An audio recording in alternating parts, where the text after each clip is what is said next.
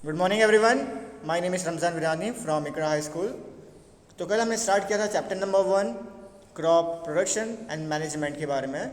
कल मैंने आपको पढ़ाया था एग्रीकल्चर प्रैक्टिसेस के बारे में। आज मैं आपको पढ़ाने वाला हूँ basic practices of crop production. ठीक है, जल्दी जल्दी रिकैप कर डालते हैं कि कल हमने क्या पढ़ा था। कल हमने पढ़ा था क्रॉप क्या होता है। अगर सेम तरह का प्लांट बहुत बड़े फील्ड में ग्रो किया जाता है तो उन्हें क्रॉप कहा जाता है। जैसे अगर वीट है, ये प्लांट है, राइट, उसको बहुत बड़े फील्ड में वीट को ग्रो किया जाता है तो उन्हें हम क्रॉप कहते हैं। और on the basis of season there are 2 types of crop. तो सीजन के बेसिस पे 2 तरह के क्रॉप के हमने क्लासिफिकेशन कल हमने देखा था। पहला था खरीफ क्रॉप और दूसरा था रबी क्रॉप। तो आज हम देखने वाले कि क्रॉप को किस तरह से ग्रो किया जाता है, राइट। आज हम पढ़ने वाले कि क्रॉप को किस तरह से ग्रो किया जाता है। पहले क्रॉप को ग्रो करने के लिए सॉइल को प्रिपेयर किया जाता है, सॉइल को तैयार किया जाता है, सॉइल को रेडी किया जाता है क्रॉप को ग्रो करने के लिए। तो आज के लेक्चर में हम पढ़ने वाले प्रिपरेशन ऑफ सॉइल के बारे में, राइट, और एग्रीकल्चर इम्प्लीमेंटेशन के बारे में। ये 2 टॉपिक के बारे में आज हम पढ़ने वाले। चलो स्टार्ट करते हैं।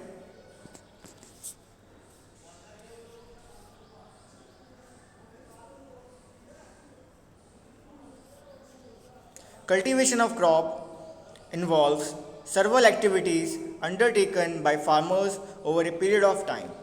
You may find that these activities are similar to those carried out by a gardener or even by you when you grow ornamental plants in your house.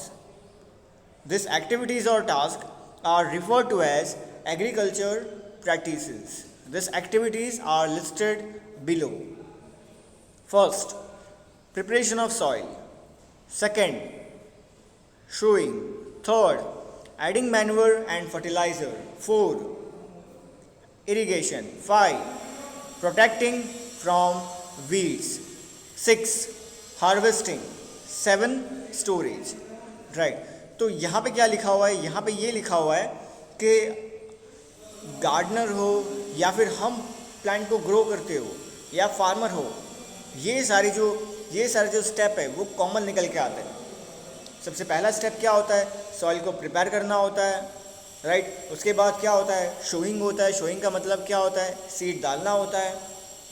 Adding manure और फर्टिलाइज़र का मतलब क्या होता है कि हमें काउ डंग, एनिमल की जो एक्सक्रीटा या फिर प्लांट की जो एक्सक्रीटा वो डालना होता है ताकि जो सॉइल है वो रिच हो पाए। इरिगेशन का मतलब होता है पानी देना। प्रोटेक्टिंग फ्रॉम वीड्स का मतलब होता है कि ऐसे प्लांट से बचाना जो प्लांट हार्मफुल हो हमारे प्लांट से। हार्वेस्टिंग का मतलब क्या होता है? प्लांट को काटना। और स्टोरेज का मतलब क्या है? प्लांट को स्टोर करना। तो ये सारे जो स्टेप है उसके डिटेल के बारे में हम पढ़ने वाले हैं। प्रिपरेशन क्या होता है, शोइंग क्या होता है, मैन्योर क्या होता है, फर्टिलाइज़र क्या होता है, हर एक स्टेप के डिटेल में हम पढ़ने वाले हैं, राइट। हम जानेंगे कि हर एक स्टेप के बारे में कि क्या क्या होता है, कैसे सॉइल को कैसे प्रिपेयर किया जाता है, राइट। ये सारी चीज़ों को हम डिटेल में पढ़ने वाले स्टेप बाय स्टेप। चलो पहले स्टार्ट करते हैं। Preparation of soil. The preparation of soil is the first step before growing A crop. तो क्रॉप को ग्रो करने के लिए, राइट, सीड को डालने के लिए सॉइल के अंदर, तो पहला स्टेप क्या निकल के आता है? सॉइल को रेडी करना ताकि वो क्रॉप को ग्रो कर पाए। One of the most important tasks in agriculture is to turn the soil and lose it. तो पहला स्टेप क्या है? सॉइल को प्रिपेयर किस तरह से किया जाता है? तो सॉइल को हमें लूज़ करना होगा। लूज़ का मतलब क्या होता है? सॉइल को हमें ढीला करना होगा, राइट। सॉइल को हमें लूज़ करना होगा ताकि हम बीज को बो पाए, बीज को डाल पाए सॉइल के अंदर, so we can sow the seed into the soil. So our first step is to prepare the soil. How can we prepare our soil?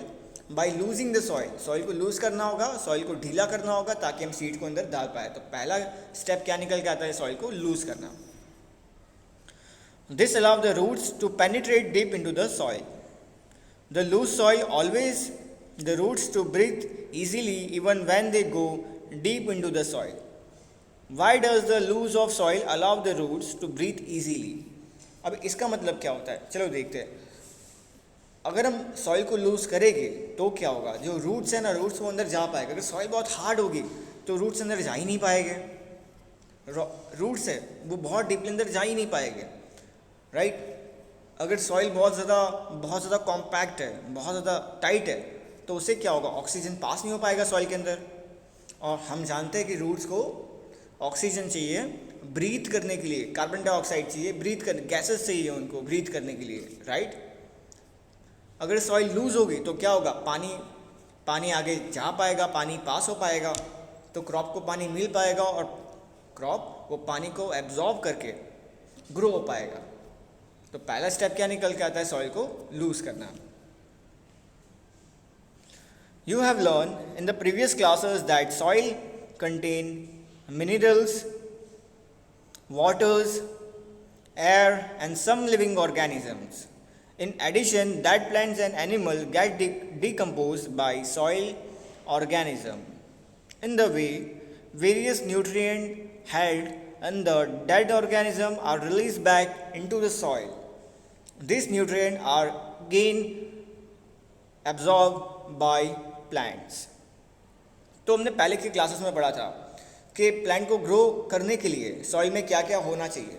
Soil के अंदर क्या होना चाहिए, पानी होना चाहिए, सॉइल के अंदर पानी होना चाहिए। बाद में सॉइल के अंदर मिनरल्स होना चाहिए। इसके अलावा सॉइल के अंदर ह्यूमस होना चाहिए। ह्यूमस का मतलब क्या होता है, सॉइल के अंदर होना चाहिए न्यूट्रिएंट होना चाहिए सॉइल के अंदर, जो कि कैसे होता है, जो डेड प्लांट्स है या फिर जो एनिमल का एक्सक्रीटा है उसके ऊपर माइक्रो ऑर्गेनिज्म बैठते हैं और उसको डीकम्पोज करता है, वो चीज़ को सड़ाते हैं, डीकम्पोज करते हैं और बाद में न्यूट्रिएंट रिलीज़ करते हैं सॉइल के अंदर।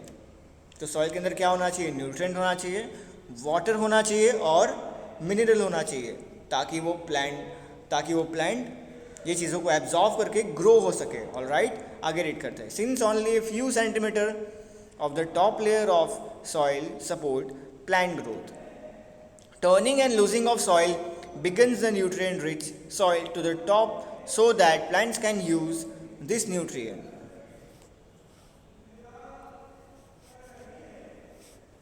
Right, the turning and losing of soil is very important for cultivation of soil. अभी सॉइल को टर्न करना है, साथ में सॉइल को लूज करना है, तो किस तरह से करेंगे, हमें औजारों की ज़रूरत पड़ेगी। तो राइट, उसके लिए कौन कौन से औजार होते हैं, उसके लिए होता है प्लग होता है, हुई होता है, राइट, कल्टीवेटर होता है, ये सारे औजार यूज़ होते हैं प्लांट जो सॉइल है वो लूज करने के लिए। The process of losing and turning of soil is called tilling.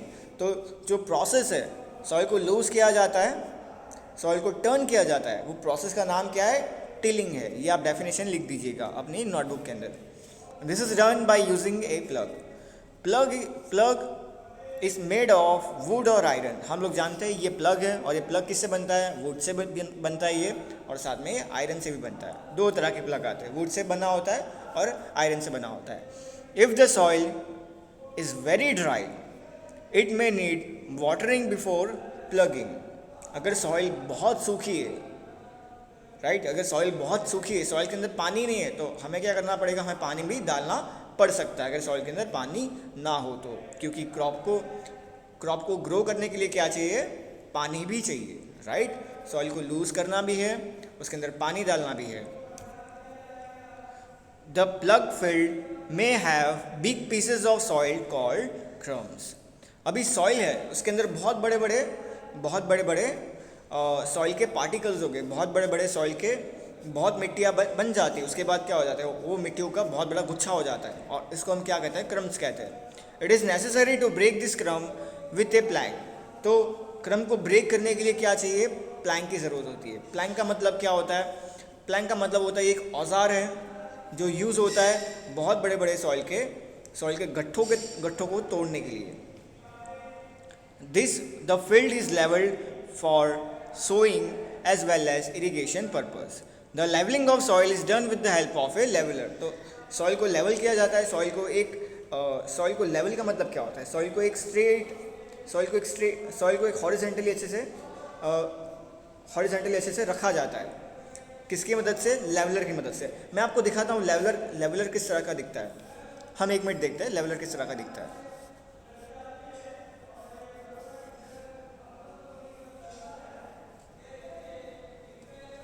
देखो लेवलर किस तरह का दिखता है, देखते हैं। देखो ये है लेवलर, इसको लेवलर कहा जाता है, इसको लेवलर कहा जाता है।